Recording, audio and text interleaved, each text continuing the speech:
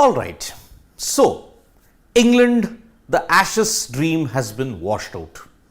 What happened on day 5 at Old Trafford meant that England, despite baseball, despite trying to create a whole new brand identity when it comes to cricket, they still could not get the Ashes away from Australia.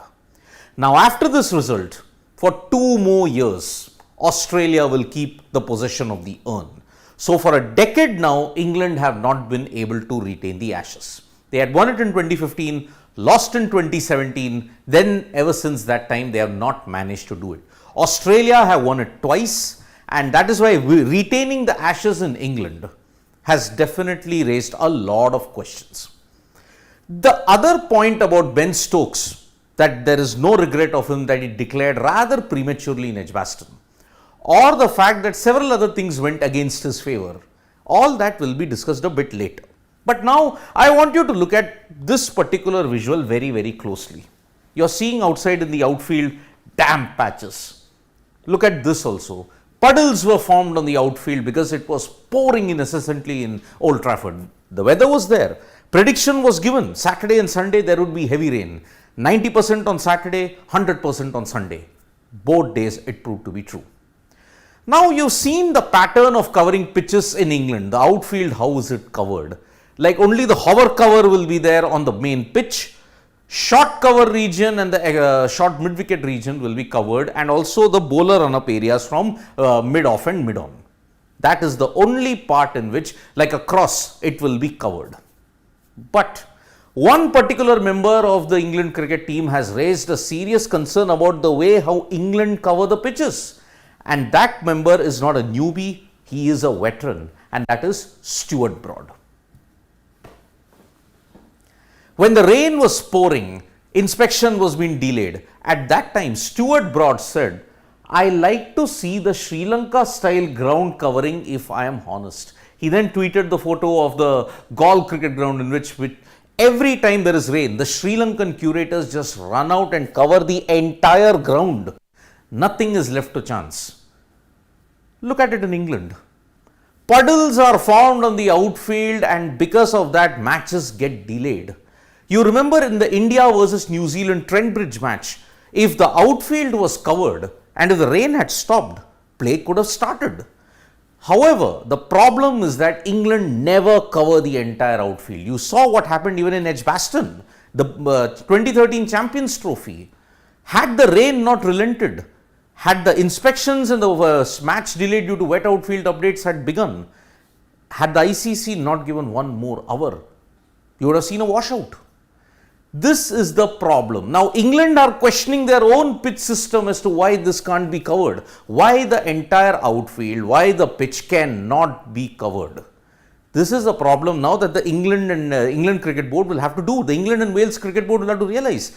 Go with the times. Australia, England and most of the other nations never cover the entire ground. Kolkata took a leaf out of Sri Lanka because they had suffered an embarrassing no result in the T20 against South Africa, where only one wet patch ensured that play couldn't happen. Guwahati had to face a lot of problems because they said that, oh, we cannot cover the entire ground. One patch was wet.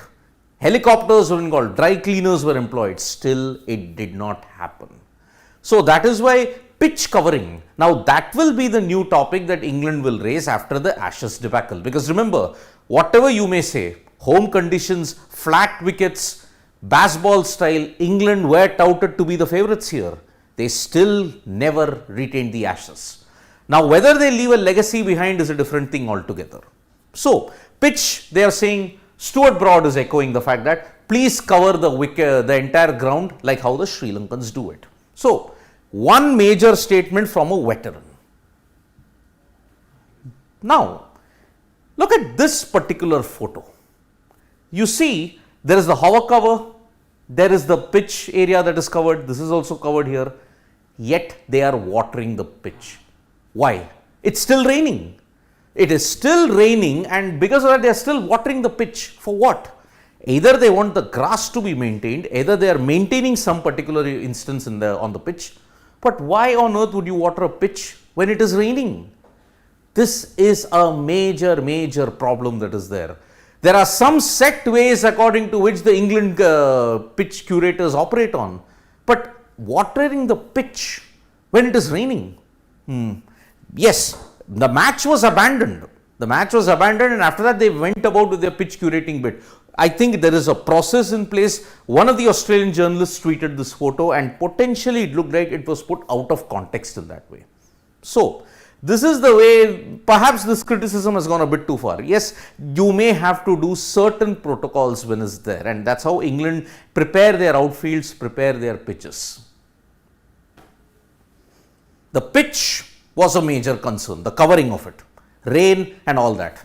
But now Joe Root, one of the veterans in the England team, has said time has to change. I have lived in the UK for 1 year. Yes, summers are incredibly long. 10 p.m. in the night will be as bright as it is now, which is 6 p.m. IST here. It will be very bright at 10 p.m. Why can't test matches be played longer?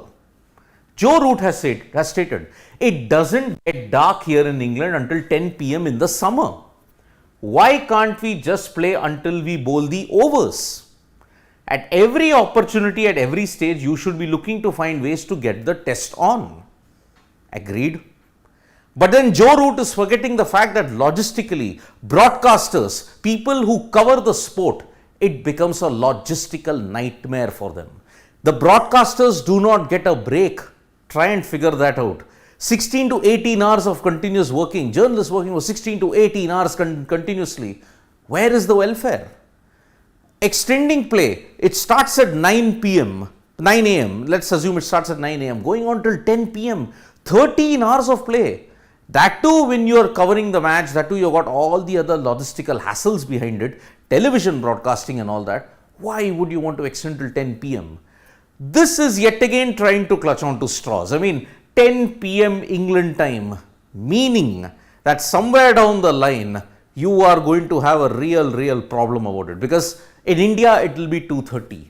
Whoever wants to watch the Ashes contest at that time, it will be a very dark and absolutely horrendous experience for it, because already in the time zones, West Indies and New Zealand, if you look at it, why doesn't India want to play that many tests in West Indies and New Zealand? Time factor.